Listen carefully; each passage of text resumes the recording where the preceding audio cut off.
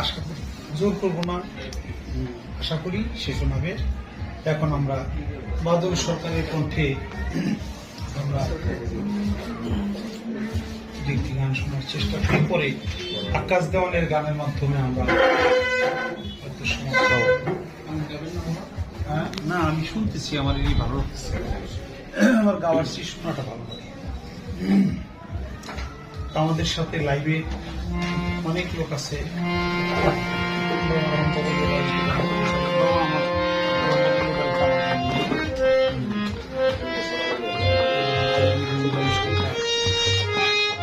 আশীর্বাদ করি ভালো থাকুন। মাটির স্বভাব